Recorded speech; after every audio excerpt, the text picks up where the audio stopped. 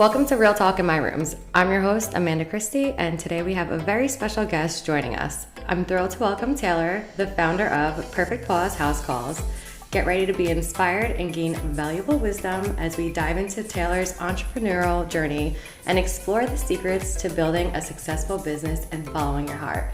So without further ado, welcome Taylor. Hello, thank you for having me. I am so excited to chat with you today. First, let's kind of go into how we met. I can't even remember at this point. I feel like I've known you for so long, and I know I met you at that one event, that one dog event. In Middletown, right? The dog event. Was it Halloween? The Halloween event? Yeah. It was in October. But why do I feel like I knew you before that? Through Facebook. We were like the same friends through Facebook, but like didn't know each other. Yes. And then we met at that event. At that event, we were put right next to each other. Yes. That's exactly how it happened. Yes. So that's how we met. But I feel like I've known Taylor for so long. She actually takes care of my boys, Roman and Chief. And she takes care of dogs you tell everybody who you are, what you do. Okay. Introduce yourself. Well, I am a certified dog groomer, and I started my business in September of 2020 doing house call pet nail trims. And I do house call nail trims all over Monmouth and Ocean County and here in New Jersey, a little bit of Middlesex. And she's expanding. And I am expanding to places where I couldn't even imagine that I can expand, and never would have thought that my little business that I started out as a side hustle would turn into this amazing, huge business that it is. And what did you do before this? What was your... Before I started this business, I was working as a groomer in a shop, and I was there for a few years before I started this, and I went to school in like 2018-ish, 2017 for grooming. And so I got my certification as a certified dog groomer, and then I started working as a dog groomer in a shop, and I loved it because I loved being around animals, but I knew it wasn't for me. It wasn't the full grooms and the stress and the being stuck in a salon all day, and I always said that like I'm never meant to be somebody that just sits in one place and sits in an office. I couldn't sit in an office and not see the sunlight and all that. So being stuck in a salon for like 6, 7, 8 hours a day was just driving me insane. So then this business kind of just fell into my lap one day.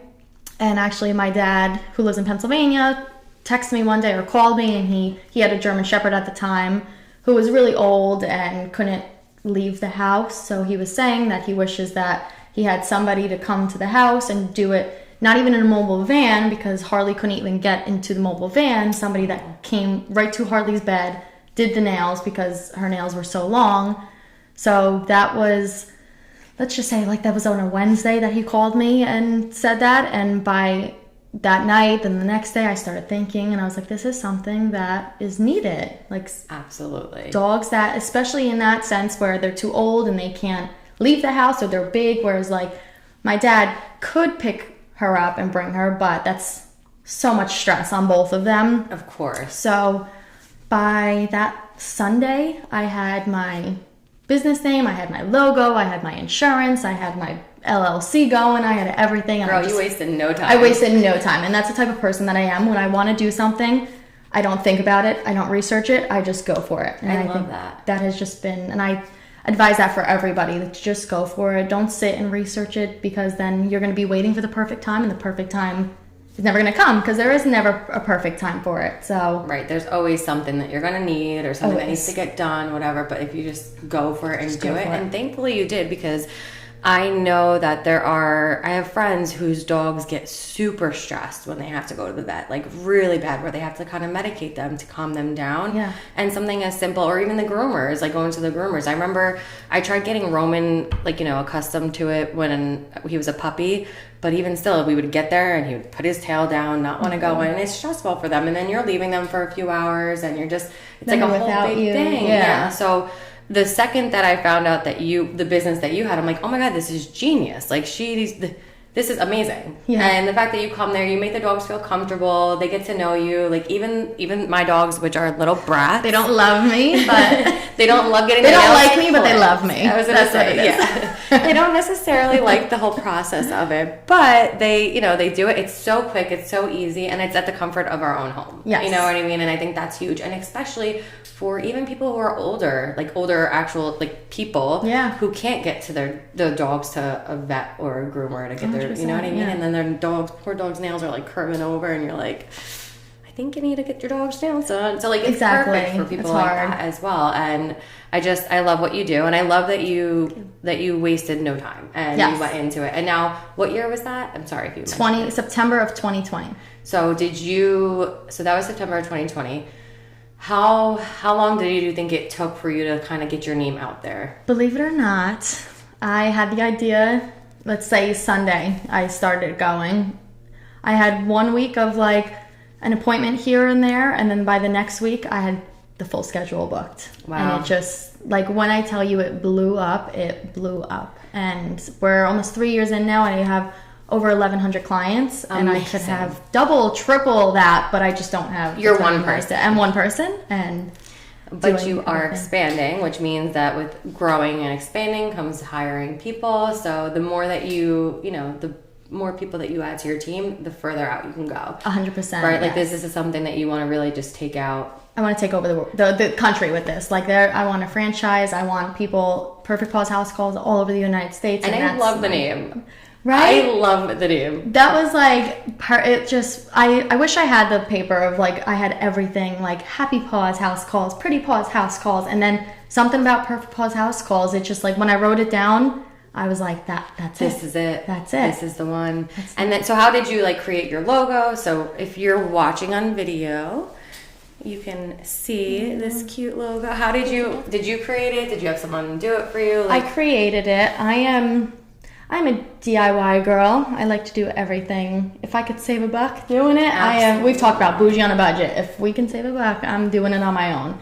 I thought of the idea of like, I'm very girly. So I like pink, I like sparkle, I like hearts. So I was like, all of that put into one. And I don't know, I was just playing around with I was going to hire somebody. And then when I saw the rates, as much as the person was worth the money. Right. And like, if I could do it myself, let me try it. So I just played around with different, I owned probably like 5 different logos, and I would send it. I have a group chat with my mom, my dad, and my brother, and I would send it in, say, what do you think of this? And they would give me feedback, and that's just, like I said, within that weekend, I had everything. You were good. I had it ready to go. Now, is this like the first business that you've ever had? Like, how did you know what to do? How did you know, and by the way, I didn't prep Taylor for these questions that I'm asking.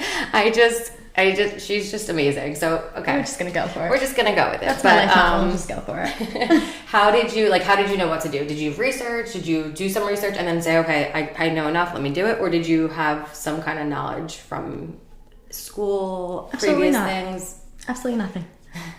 When I tell you I literally went for it, I just went for it. I never went to college. I was never a person that wanted to go to college. And actually, for a little bit, okay, backstory, you know this, but not everybody does. I was married for 5 years, and my ex-husband was in the military. So I lived in Germany for a year. When I was in Germany, I was going to go to college to be a vet tech. And then the more I thought about it, the more I was like, college really is not for me, number one. Number two, do I really want to work in the vet environment? And just because I am super emotional, and as much as I respect vet techs and vets and all that has to do with it, I just knew that it's not something that I could handle, because I think I would having to put a dog down, I think I would make the owner so much more emotional, because I'd be like ugly, crying, sobbing that I couldn't catch my breath. So I was like, maybe that is not the plan for me. So when I was in Germany, I went to school to be a certified aromatherapist and essential oil specialist, and that's kind of what I did there. That's what I started out with. And then after Germany, I moved to Tucson, Arizona. And when I was in Tucson, I started a little blog called The Toxin Free Lifestyle. And how old were you, by the way, at this point in time? When I was in Germany, I was 18. I moved to Germany when I was 18. And then by the time I went to Arizona, I was probably 19. 18 turning 19, around that area. And at that point, I didn't know what I wanted to do. And which you're not alone with. That's a lot of people. It's hard, yeah, especially with the life that I lived. I wasn't the normal, like, go to school, go to community college and figure it out while you're there. I graduated I was married when I was a senior in high school, graduated high school. The October after I graduated high school, I was shipped off to Germany and moved there and figured it out. Right. You know, and I remember when I was getting married, somebody, I don't remember who it was in my life, but somebody came over and I guess was trying to talk me out of getting married at 18, which I don't blame them, but they said something of like, have your own personality. Like, do you want to just be this military man's wife? Like, you're getting married so young, you're gonna be known as his wife. And I feel like that stuck with me. And I don't want to be somebody's wife. I want to make my own thing, like make a name for myself. And I think that's where the drive was always there in that sense. And then when I moved to Arizona, a little flash forward, I one day started a blog, and I was for essential oils and essential oil recipes and essential oil hacks, and it's called The Toxin Free Lifestyle. And even that, I thought it was going to be like something little that I was texting all my family, can you please follow me so I don't have no followers? And then that kind of just blew. That was another thing where it's like I just go with the flow. One day I thought of the idea. That same day I took a picture and posted it, and I didn't think of it. You took the messy action, regardless. You didn't wait for it to be perfect. You just take the messy action and you made it happen. It's not going to be perfect, and I'm just going to figure it out as I go, and that's what happened. And so then that blog was kind of my first hustle that I kind of got a taste of what being an entrepreneur is, and I kind of just wanted more and more. You're like, screw that 9-to-5 life. Not for me. Sorry, not for me. So through that, I have an Etsy shop that I still do, and then I have the blog where I do affiliate marketing and all of that, and I still give people hacks, tips, recipes. I still do my certified aromatherapist thing, where if anybody wants a special blend for a certain ailment or anything, I still do that. Do you teach classes? Like, do little, like... I don't anymore, but I want to be opposed to it. But maybe one day in the future. Sorry. Side note. Side note. Another business idea. But the difference, I feel like, with you and other people who get these, like, ooh, this idea. First of all, they all kind of come together, right? Like, They all sort of, like, have a similar, like the blog, the essential oils, and then even, I know one is, like, with the dogs, but everything kind of, like, the way you would, I guess, take on your business, like everything kind of like comes together. And I think it's good to have multiple sources of income. Yes. And I feel like the difference with you and other people is that like you're actually executing. You're not sitting there and being like, oh, I have this great idea, and then like not doing a year anything. later, or what's going on with it? Yes. You're actually executing, and you have a system with them all where everything's pretty much running smoothly at least, so you're able to do the different things. Juggle everything at once, which it is a lot. It's like I do a few other things like that. I'm also a content creator where I make UGC content for brands, so everything. Amazing. That's a whole nother business called Bella Rosa Media. That's like totally separate, but I try to. We're going to link everything in the description so that you guys can connect, because there's so many ways you can connect with Taylor. Listen, if you're not in New Jersey and you might not be able to utilize her right now for your dog, there's so many other ways you can connect with her. What do you need? Because I got multiple things going. So when I was in Arizona, along with my blog that I started, I went to grooming school when I was there, and that's when my love for grooming kind of started. And then when I moved back to New Jersey, like I said, I was working in the salon for a few years, and then one day in September, I was like, let me start. I told my boss, who's like family to me, I love her. I was like, I'm just going to start it out to be like a side hustle. My days off are Wednesdays. I'm just going to do it on my day off. And then everything all works out, because that actually is the same year that COVID hit. And then things like we were closing, and then like the shop, we weren't allowed to work, and then it just everything all at once. So I was able to focus a little bit on my business. Like I said, one day I had one appointment in the schedule, and then the next week I had 5 appointments in the schedule, and then the next week after that I had 10, 15 in the schedule. Growing, and then it just kept growing, and now here we are. I love that. So we're going to get into the questions now.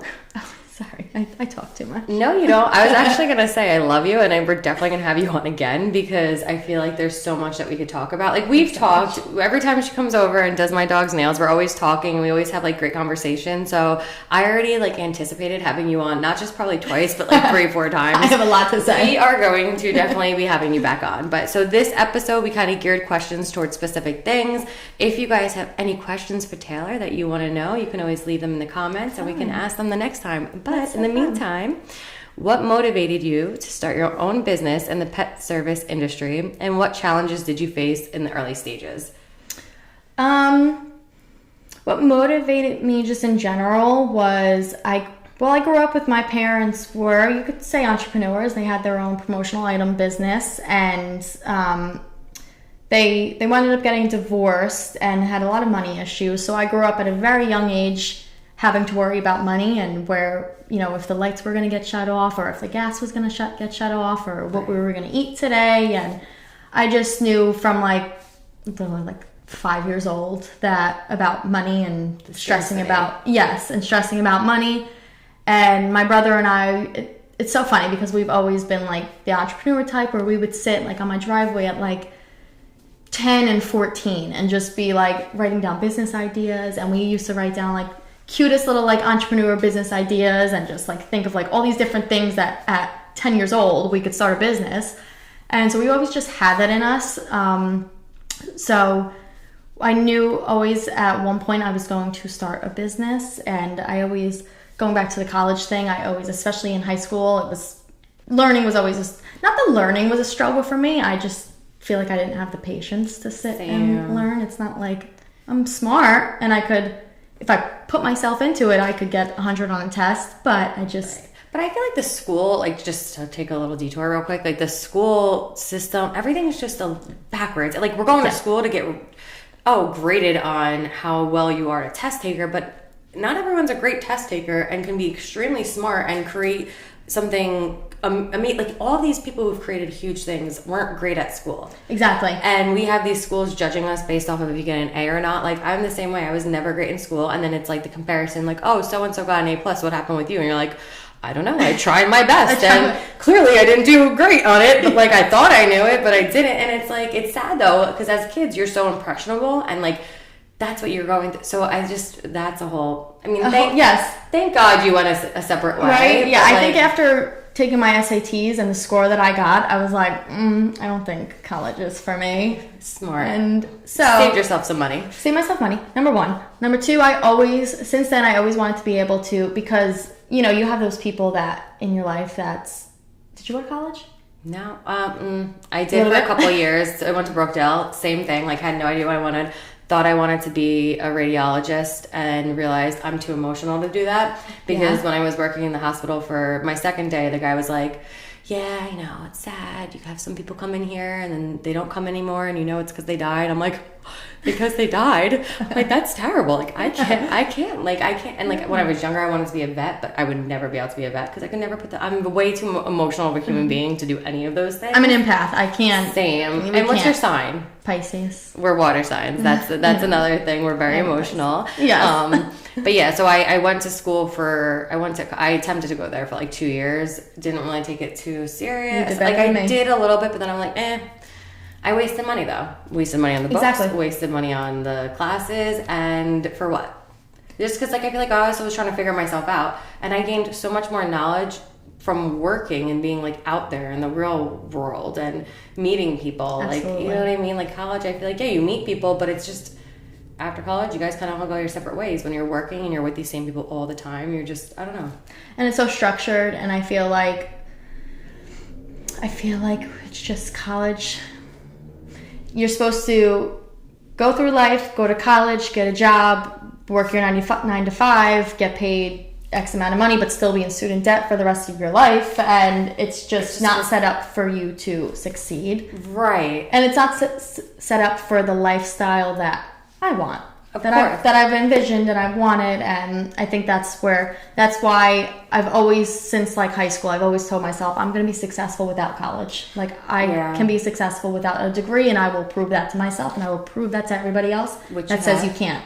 Which you have. And I feel like too, like, even with that, like, So there's, you know, of course college is great for certain things, like the medical field and, you know what I mean? Like certain things like that. But like, also I feel like when you're 18 years old, you really don't know what you want to do in life. And we're all like learning and just, I mean, I was the same way as you. I was young, 7 years old, maybe, setting up outside of my house in Glen Ridge, a little table with my toys on it because I wanted to sell stuff. Oh my goodness. And like, I'm grateful in the era that we grew up in the sense of that we had podcasts, YouTube, all these resources because, you know, listening to like Gary Vee and Jasmine Star and just like all these big people that are like, that do push. Like, I came from nothing, didn't necessarily go to college. Like Jasmine Star, she was going to law school because that was your plan. To do, you know, like go to law school. Then she found out her mother had cancer when she was 25, and she's like, she kind of had like a midlife crisis moment at 25, and she's like, if I only have 25 years left to live, is this really like what I want to do? And her now husband was like, well, what do you want to do? She's like, photography. And he's like, but you don't even own a camera.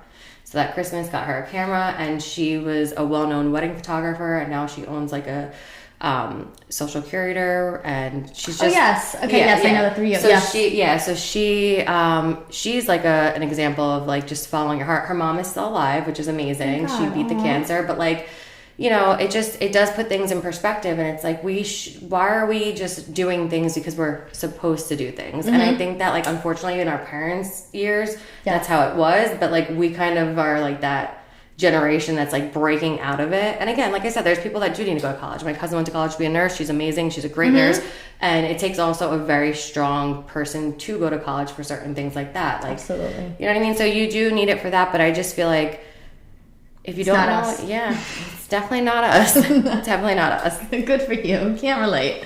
So with the pets though, like in like the pet industry, like have you had pets your entire life? Like did you think that you were going to do something with animals or? Absolutely not.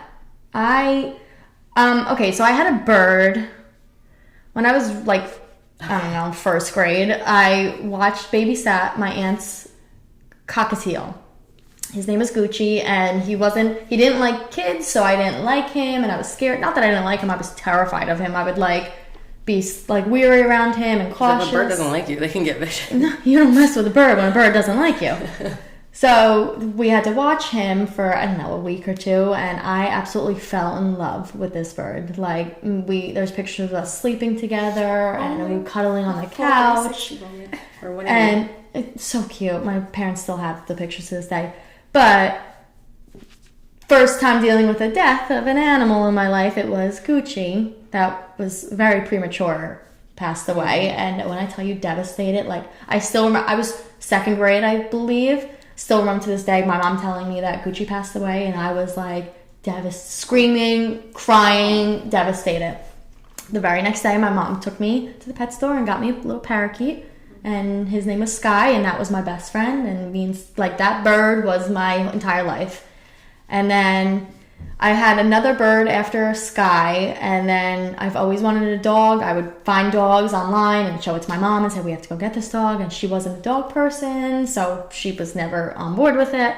And then finally, when I was 16, I was working at, remember the clothing store Mandy's? Oh, do I remember Mandy's? Yes! That was my first job. Love that story. That was my first job. So to talk about like dedication to success, I was promoted to an assistant manager at 17, which was freaking incredible. Never before done in that company. I had to get like permission from the manager, district manager, all of that because my manager thought that I just had that in me to be trusted to be an assistant manager at 17. That's incredible, yeah. So, side note, so I was working at Mandy's, and then there was a shelter that opened up across the street from Mandy's, and I said to my mom, I want to go volunteer. So she took me there to volunteer, and then, long story short, I got my first baby Piper from there, and he was like, I needed him more than anything in the entire world, because that's when I was with my ex, and it wasn't a very great relationship, and it was a little toxic and mentally abusive, and I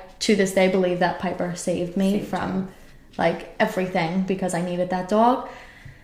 Thank God he's still around today. He is 12 years old. He is living his life being a Piper, and that's where my love for dog. I've always loved animals, but that's where my true like bond came with dogs especially was because of Piper, and that little guy came to Germany with me, and we'd fly back and forth on those 8-hour flights, and all I had was him at some points when my ex-husband was working, and it was me and Piper against the world. And that's really where my love for animals came, and the whole vet tech thing, that was all because of Piper, and just because I learned just how amazing dogs are and how pure their souls are, and just like they don't have a bad bone in their body. They're just like, they just want love, and they just want to make you happy, and they like I could talk about dogs forever because I'm obsessed. Well, we're definitely going to go that route our next podcast episode, because I do want you to, if obviously you're comfortable, talk about your experience with everything that you went through with your ex, and like how really like the dog, like how dogs did help, like how Piper really helped. Yeah.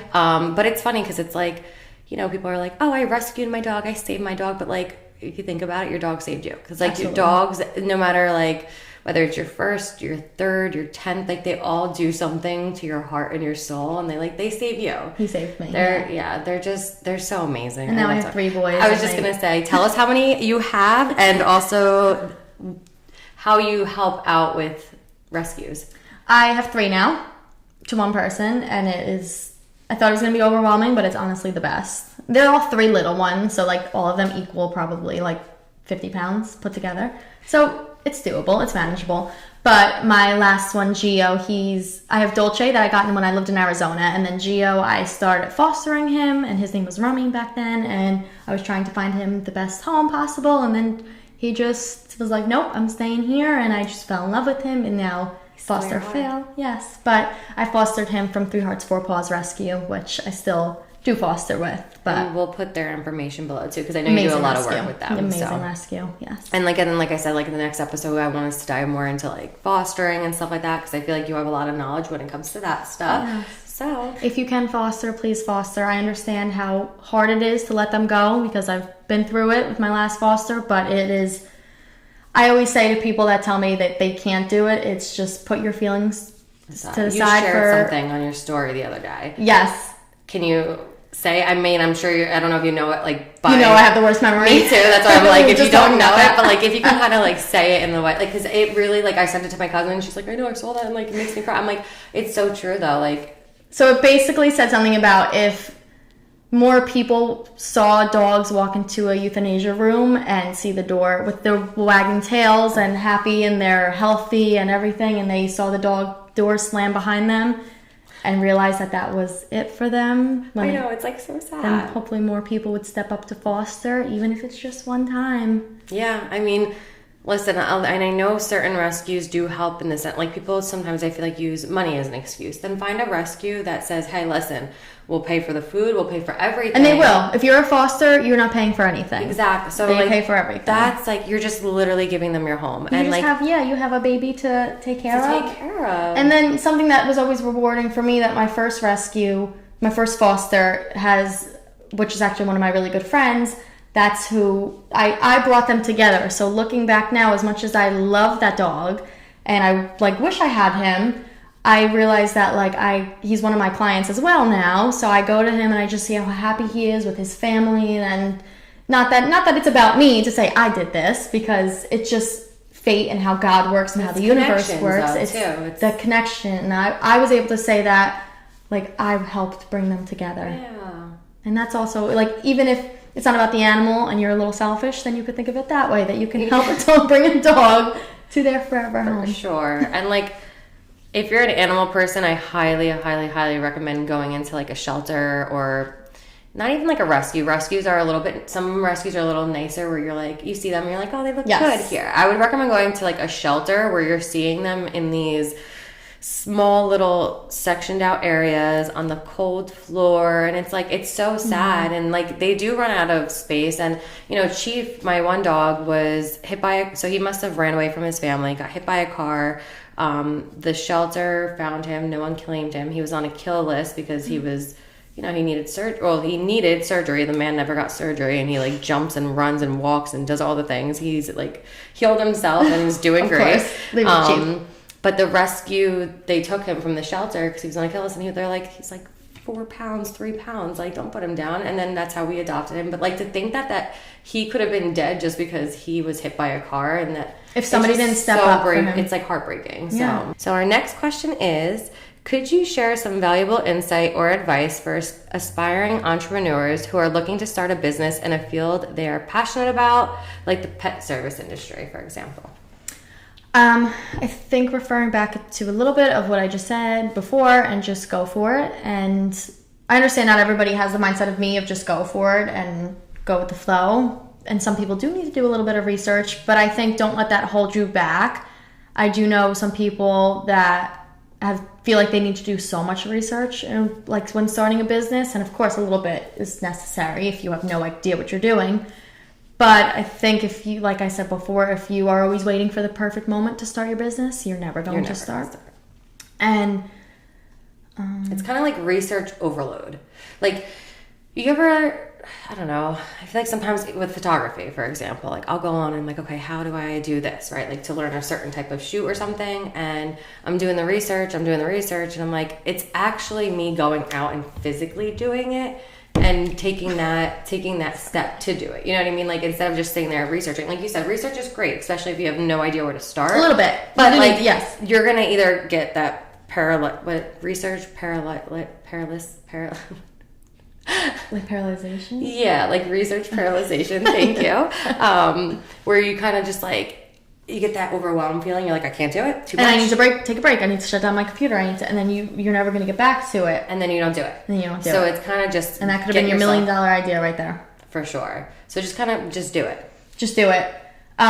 Especially when it comes to the pet industry, I feel like if you're young and you don't know what you like, you don't know what you want to do, and you have a love for animals, I think you need to look into the pet industry. And if you are like us and you can't handle being a vet tech, look into being a groomer, because right now there is a definite shortage of groomers, and the pet industry is a $200 billion industry, and they're projecting by the year of 2030 that it's going to be over a $300 billion industry. Because dogs are our kids, and we spend everything on them. The amount of money that you and I spend on our animals is ridiculous, and people spend their money on their animals, and people care about that. People will spend more money. I know people that spend more money on their animals than they do on themselves, and that people that will skip a meal because they have to pay for their animals, right? And people, when you take care of their animals, or you give them a product that they can use for their animals, or a service that they can use for their animals, they are just so grateful for that, and they don't think twice. And not that it's all about money, because it is all about you. I like to, with my businesses that I start, I like to solve a problem, and I always say find a problem and solve it, and that's your business idea right there. And I found the problem of people not being able to get their dog's nails cut, and the dog's nails are so overgrown because they're not able to get them out of the house or get somebody to the house. And I solved that problem by doing it for them and coming to their house. So in any business, no matter what the industry, find a problem, solve it, make that your business. With this all being said, what is one thing you would love to go back and tell Taylor, 18-year-old Taylor? What's one thing of advice that you would say to yourself, your younger self? Oh my God, 18-year-old Taylor was living in a foreign country in a not great relationship. Cried a lot.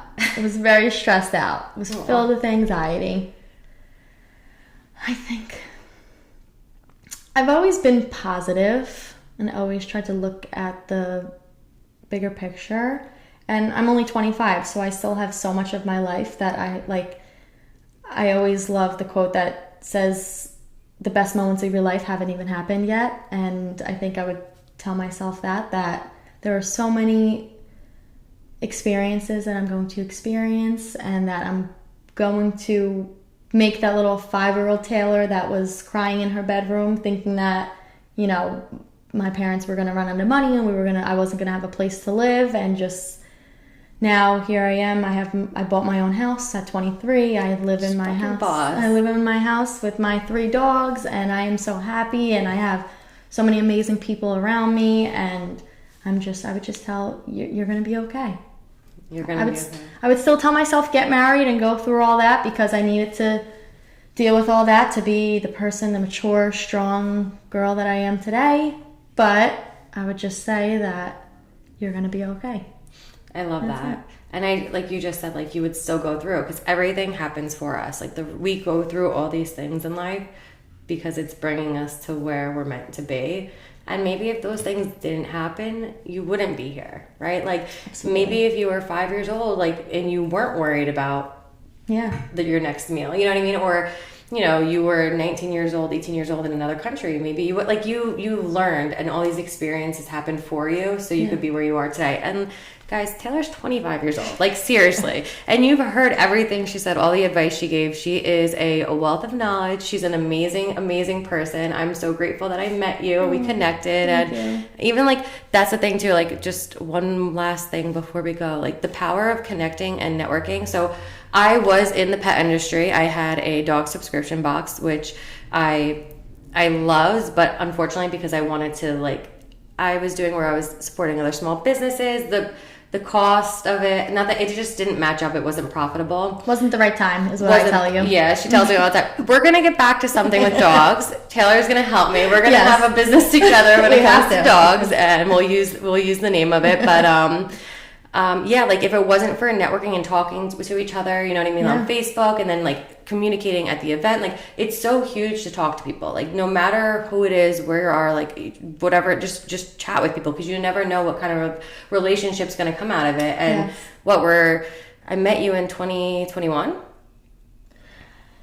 We 2 years ago around October 2021, but on Facebook we definitely met 2020 because it wasn't too soon after my business. I think it was because you had a Facebook group. Yes. That's where, because I joined it. Exactly. Which it's still up because I'm like, I see people still posting in there. And it's like, my whole point too with that was because I wanted to help animals that needed homes and then pet businesses to connect with each other. So just like, you know, you never know where life's going to take you, but just talking to people. And I'm so grateful that I met you. I'm just so grateful we're here now. And I'm excited to have you on again because I know we have a lot more to talk about. So I mean, you are like, you're 25 years young and I feel like experienced so much and you just have so much knowledge. And it's just, I lived a few lives. The world needs to hear more. Do you have a podcast or anything? No. Well, should we? Maybe that's the next. I would love to. That's why I told you I would love to get into life coaching one day. I would love to help people because along from the business side, just the relationship that I was in, I think that we're going to get into one day. But there are so many people that were in relationships that are similar to mine that you never know. That's why I'm so open about what I've been through, just with everything in my life, because you never know who you're going to help and you never know who's listening. And we're definitely going to have you on an episode for that. That's going to be like its own episode because you're going to reach people and you're going to change lives and you already have. And like the more that's the thing too. It's like we always are afraid to talk about things because we're like, should I say this? Should I not say it? But like what you say is going to, you could save one person's life. And if you save one person's life, it's amazing. That's it. So, but thank you so much. Where can everybody find you? How can they connect with you? Give them all the details. Website, Instagram, Facebook, give it all. I got a few of each. So I have perfectpawshousecalls.com and Perfect Paws House Calls across all social medias. Then I have thetoxinfreelifestyle.com. That is my essential oil blog. And that's the Toxin Free Lifestyle across all social medias as well. And then my personal is @tbelch with 3 H's if you want to come follow me. I love it. And again, we'll have Taylor on soon, but thank you so much for listening. And really quick, I just want to say I'm so proud of you for this because this is something that me and you have sat on your stoop outside and talked about potentially having this space and this room and the photography and the podcast, and you've manifested this, girl. So I'm so proud of you. Yeah, I appreciate it. Thank you for having me on. Of course. And that's a wrap on our insightful episode of Real Talk in My Rooms. I hope you enjoyed our conversation with Taylor and that you gained some valuable knowledge and inspiration to pursue your entrepreneurial dreams. Be sure to connect with us on social media and let us know your key takeaways from this episode. Join me next week for more engaging discussions and empowering talks. We'll talk soon.